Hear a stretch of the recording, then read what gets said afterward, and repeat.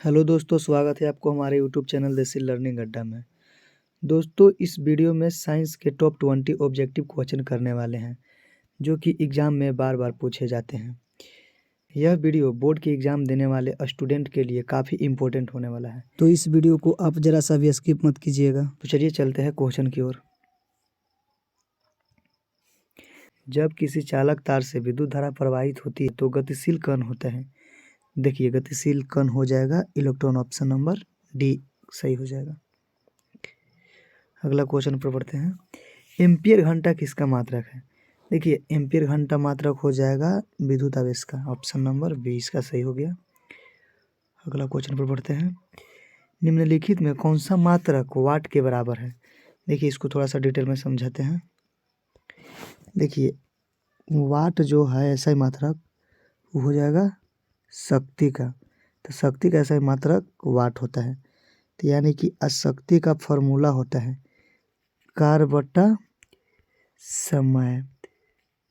तो देखिए, कार्य का ऐसा ही मात्रक हो गया जूल और समय का ऐसा ही मात्रक हो गया सेकंड। तो यानी कि जूल प्रति सेकंड, इसका वाट हो जाएगा जूल प्रति सेकंड के बराबर, यानी कि ऑप्शन नंबर ए। तो दोस्तों, इस क्वेश्चन को देखकर आपको अंदाज लग गया होगा कि एग्जाम में कितने मॉडरेट क्वेश्चन आने लगे हैं। फिर भी टेंशन वाली कोई बात नहीं है, हम आपको बहुत ही आसान तरीका से समझाएंगे। तो चलिए आगे क्वेश्चन की ओर बढ़ते हैं। 4 नंबर क्वेश्चन है, विद्युत धारा का मात्रक है, यानी कि विद्युत धारा का ऐसा मात्रक क्या है? तो विद्युत धारा का ऐसा मात्रक हो जाएगा एम्पियर, ऑप्शन नंबर ए।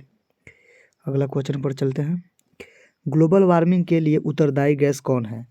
तो देखिए, ग्लोबल वार्मिंग के लिए CO2 उत्तरदायी होता है, ऑप्शन नंबर सी इसका सही हो गया। अगला क्वेश्चन पर चलते हैं। शरीर में भोजन का पचना किस प्रकार की अभिक्रिया है? तो शरीर में भोजन का पचना उपचयन अभिक्रिया हो जाएगा, इसका ऑप्शन नंबर ए सही हो गया। अगला क्वेश्चन की ओर बढ़ते हैं। खल्ली चूना पर जब जल डाला जाता है तब अभिक्रिया होती है।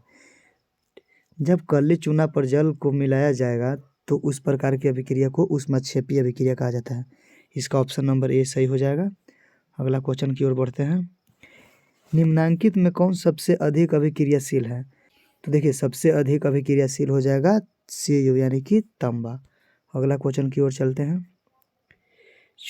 चूना जल का रासायनिक सूत्र है, यानी कि चूना जल का रासायनिक सूत्र पूछ रहा है, तो चूना जल का रासायनिक सूत्र होगा CaOH के होल ट्वाइस, यानी कि ऑप्शन नंबर डी इसका सही हो गया। चलिए अगले क्वेश्चन पर चलते हैं। कोई विलयन लाल लिटमस को नीला कर देता है, उसका pH मान होगा।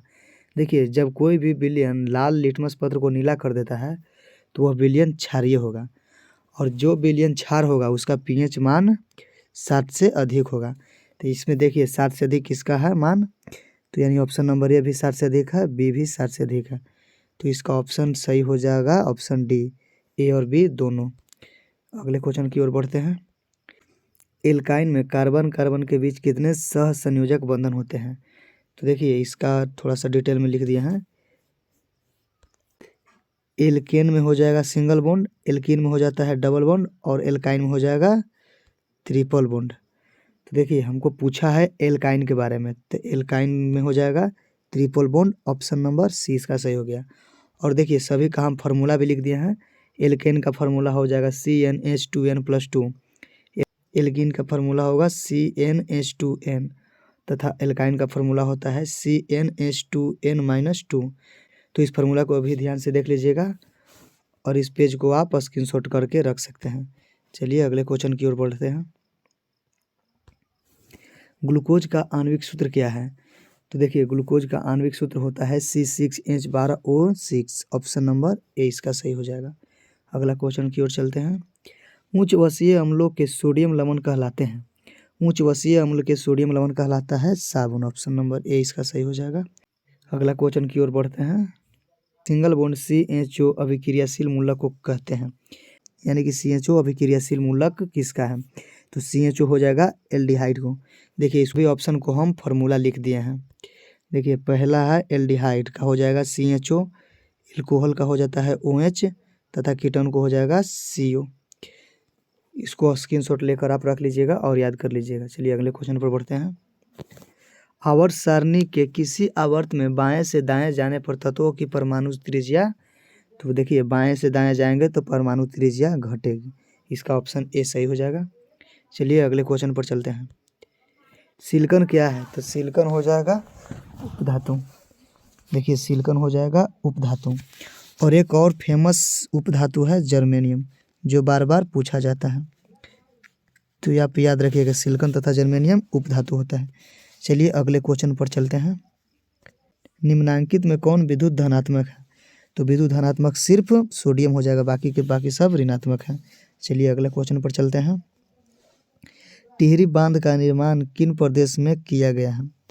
टिहरी बांध का निर्माण किस प्रदेश में किया गया है? तो इसका उत्तराखंड हो जाएगा। देखिए ये क्वेश्चन थोड़ा सा ज्योग्राफी से आ गया है, तो आप कॉम्प्रोमाइज़ कीजिएगा। चलिए कोई दिक्कत नहीं है, कहीं भी याद होना चाहिए। अगले क्वेश्चन पर चलते हैं। निम्नांकित में किस धातु को किरोसिन तेल में डुबो कर रखते हैं? यानी कि कौन सा धातु को किरासन तेल में डुबा कर रखा जाता है? तो इसका सही हो जाएगा सोडियम। सोडियम को किरासन तेल में डुबा कर रखा जाता है। चलिए अगले क्वेश्चन पर चलते हैं। अपमर्जक से बनाए जाते हैं। अपमार्जक से बनाए जाते हैं। तो देखिए अपमर्जक का मतलब होता है साफ करने की चीज़, यानी कि सर्फ या साबुन होता है। तो देखिए अपमार्जक यानी कि साफ करने की चीज़, तो पहला हो जाएगा सर्फ एक्सेल, यानी कि एक सर्फ है। शैम्पू ये भी अपमार्जक है। इजी सर्फ ये तो सर्फ है, तो ये भी हो जाएगा अपमार्जक। तो इसका सही आंसर हो गया ऑप्शन नंबर डी, यानी कि चारों के चारों ऑप्शन सही हैं। तो दोस्तों इस प्रकार हम लोग 20 क्वेश्चन कंप्लीट कर चुके हैं। इस 20 क्वेश्चन में से आपको कितना क्वेश्चन का आंसर पहले से पता था, ईमानदारी पूर्वक ज़रूर बताइएगा। वीडियो ज़रा सा भी अच्छा लगा हो तो लाइक करके चैनल को सब्सक्राइब कर दीजिए और दोस्तों के पास शेयर भी कर दीजिए। मिलते हैं एक नए वीडियो में नए टॉपिक के साथ, तब तक के लिए बाय बाय, टेक केयर।